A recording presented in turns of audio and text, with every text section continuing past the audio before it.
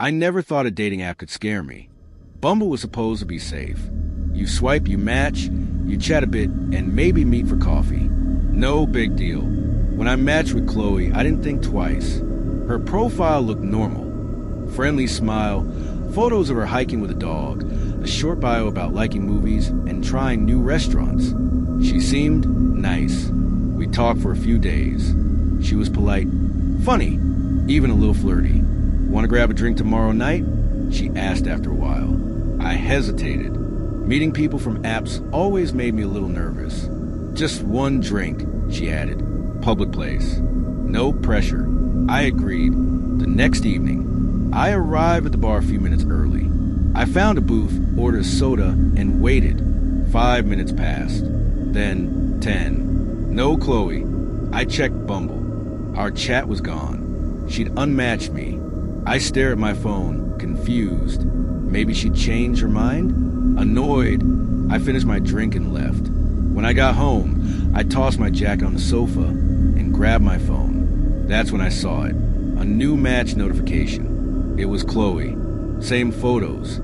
Same bio. I froze. Maybe it was a glitch? But when I tapped her profile, a new message popped up immediately. Sorry about tonight. Let's try again. A cold feeling spread through me. I didn't reply.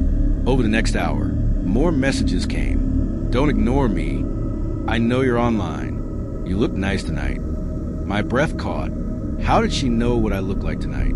I hadn't posted any photos. I hadn't told her what I'd be wearing. My hands shook as I deleted the app. That night, I barely slept. Every creak of the house made me sit up in bed, heart racing. By morning, I'd convinced myself it was over. Maybe she was just some creep with good guesses. But when I checked my phone, a notification was waiting. Bumble, new match. I hadn't re-downloaded the app. My heart pounded as I opened my messages. From an unknown number. You shouldn't have deleted me. Attached was a photo. Me last night, walking home. I dropped my phone like it burned me. My first thought was call the police. But what would I even say? A girl on Bumble sent me a photo of me walking home. I blocked the number, locked every door, double-checked every window. Hours passed. Then my phone buzzed again. New number. You can't hide. Another photo. This time, me sitting at my kitchen table, holding my phone. I stumbled back, cold dread flooding me. Someone was outside, watching. I grabbed a kitchen knife and crept to the window. The street looked empty. I couldn't stop shaking. Then, a knock at the door. Slow, deliberate. I froze, gripping the knife so tightly my hand hurt. Who is it? I shouted. Silence. Another knock. I backed away slowly, my heart pounding so hard I thought it might burst. The knocking stopped. I called 999, my voice shaking as I explained everything.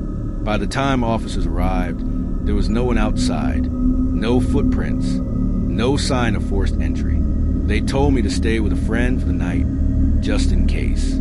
I threw clothes into a bag, constantly checking windows. Before I left, I glanced at my phone. A final message blinked on the screen. You shouldn't have run. Attached was a photo, taken from inside my house, right behind me.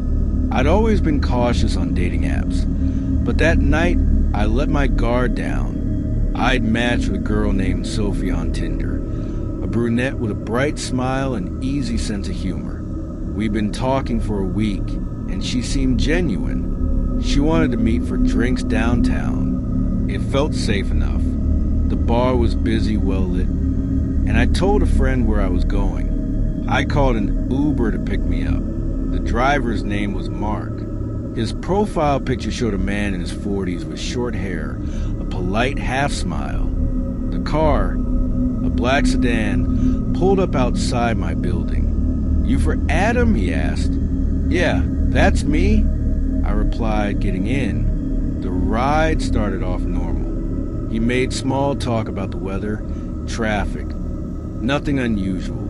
But halfway to the bar, I noticed he kept glancing at me in the rearview mirror. You meeting someone special? He asked. Yeah, just a Tinder date, I said, forcing a chuckle. That's nice, he replied. But there was something about the way he said it. Too slow, too deliberate. That made me uneasy. I brushed it off. Maybe he was just awkward. When we reached the bar, I got out, thanked him, and went inside. The date with Sophie started great. She was exactly like her profile. Funny, sweet, and easy to talk to. Hours passed, and the crowd thinned as the night grew later. Around midnight, she leaned closer. Want to grab a nightcap at my place? It's just a few blocks away. I hesitated but agreed. It felt natural, safe. As we stepped outside, I noticed a black sedan idling across the street. I told myself it was just another rideshare, but when I glanced at the driver, it was Mark. My stomach dropped.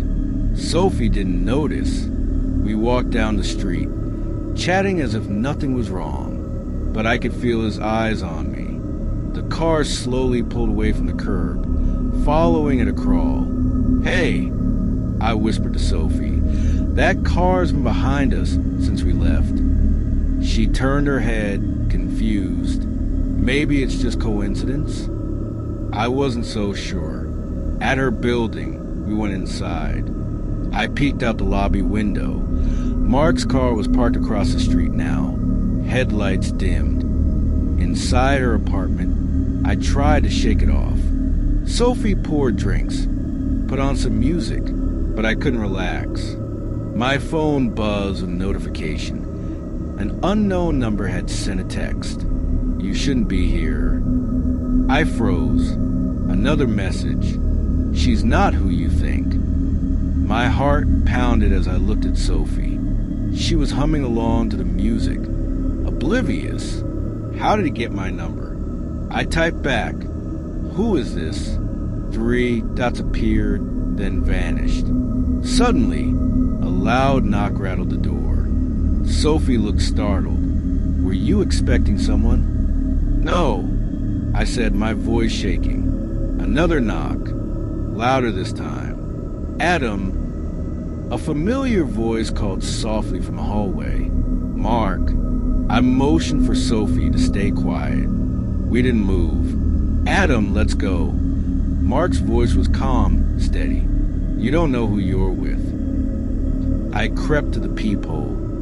He was standing there, smiling, holding something metallic in his hand. "I can take you home. Somewhere safe." I stepped back, my pulse hammering. Sophie grabbed her phone. "I'm calling the police." Mark must have heard because he knocked again, harder, his voice turning cold. "Don't open that door." We stood frozen.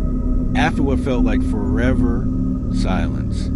I waited a full minute before looking to the peephole again. The hallway was empty.